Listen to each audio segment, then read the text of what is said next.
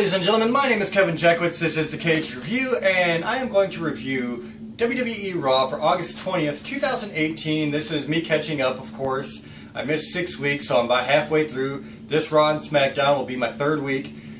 And so I'm trying to make these a little bit short, so I'm going to get right into this. Roman Reigns comes out, new champion after beating Brock Lesnar at SummerSlam, and he says he's going to give Finn Balor his rematch that he never had, which is kind of cool. Baron Corbin comes out, says you don't have the authority to make matches. Kurt Angle comes out, says, well, I do.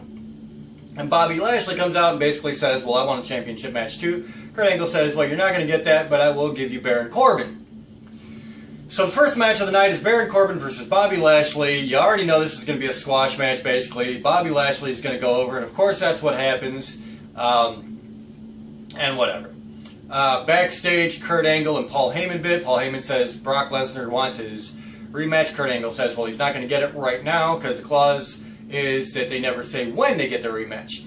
Backstage, Kurt Angle versus Baron Corbin going back and forth. Baron Corbin, of course, pissed off. He just got fed to Bobby Lashley. Is what it is. The next match is Sasha Bayley and Ember Moon versus Sarah Logan, Liv Morgan, and Ruby Riott. Ruby Riott just coming back from injury, so the Riott Squad, they're back in full swing. Decent match for what it was. Wasn't great, wasn't terrible. Riott Squad get the win. There you go. Triple H, he does a promo about his match with The Undertaker, which is actually quite far out at the point of this promo. It was way too early, and it was dumb because he's trying to reestablish, we're from the Attitude Era, and the Attitude is back. No, it's not. It's never going to be back. You're fucking PG. Be PG. And that's how I feel about it. I didn't like that at all. I like Triple H, and I love his promo work, but when you're trying to sell something to fans that we know is bullshit, we tend to call you on it, and that's what it is. And apparently WWE has not learned that at all. Then you get Dean Ambrose with Seth Rollins versus Dolph Ziggler with Drew McIntyre. And it was a pretty cool match. I liked it all the way through. Very cool spots. Drew McIntyre, of course, interfering. Seth Rollins interfering. And there was this one really funny spot where Seth Rollins runs into the ring and, the wrestlers stop and everybody's like, what's he doing? And he runs out and does a suicide dive on Drew McIntyre. That was pretty cool. And, of course, Dean Ambrose, just coming back, picks up the win over Dolph Ziggler. Very cool.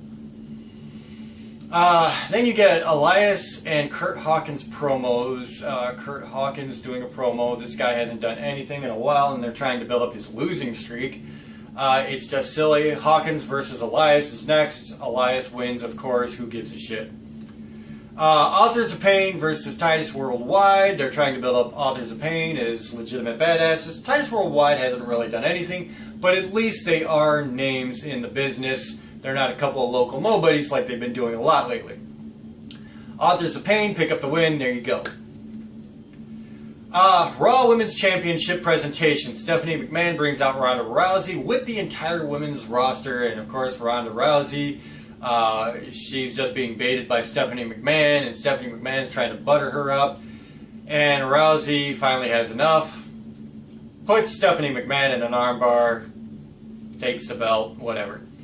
Then you get Scott Dawson versus Bo Dallas is the next match. You have the Revival just lost to the B Team kind of by fluke at SummerSlam, and now they're mad. So they say that there's no way that the B Team can beat them. Scott Dawson runs over Bo Dallas, gets the win. Then Dash Wilder runs over Kurt Saxel and gets the win. And all of that happens in 5 minutes. So it's just a fucking waste of space, to be very honest. Renee then interviews Roman Reigns backstage.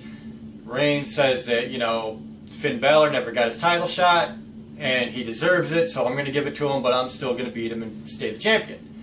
Backstage, you get Stephanie McMahon, Alexa Bliss, Baron Corbin, Kurt Angle bit.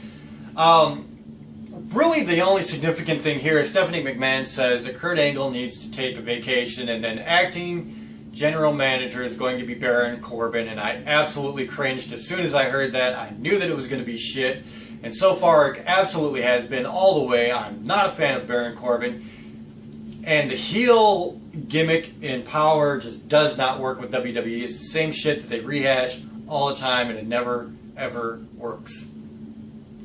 So the last match of the night, you get Finn Balor versus Roman Reigns. Decent match, I guess.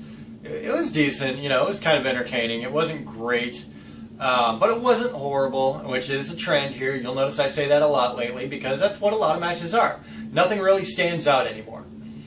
But at the end of the day, Roman Reigns gets the win. Braun Strowman comes out to cash in his Money in the Bank contract. And the Shield reunite and take care of Braun Strowman. Yes, Seth Rollins, Dean Ambrose, Roman Reigns reunite as the Shield at the end of the show. And they take out the immediate threat of Braun Strowman. I did like that. I really did. It's nice to see the Shield back. They were a very, very cool gimmick. When they first came on the scene, they did very well. They only lasted just over a year before they split up on the main roster, and I just thought it was great. Thought it was great to see them back, too.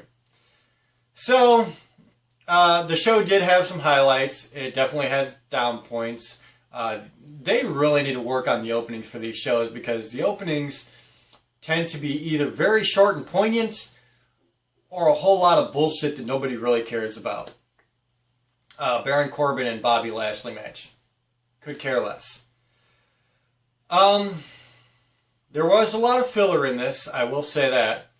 So, I mean, really, I'll give it a 4 out of 10 because I really liked the ending. And there were some cool spots in between. But other than that, it was a lot of filler and a lot of who cares. So that's my review for Raw, August 20th, 2018. 4 out of 10. Definitely not great by any stretch of the imagination. They have a lot of work to do. I'm sorry, they've just fallen so far. That's just my opinion. Take it for what it's worth. So ladies and gentlemen, if you enjoyed this or if you agree with me, hit the like button, subscribe, and share. Again, my name is Kevin Jackwitz. Kaged Nation out.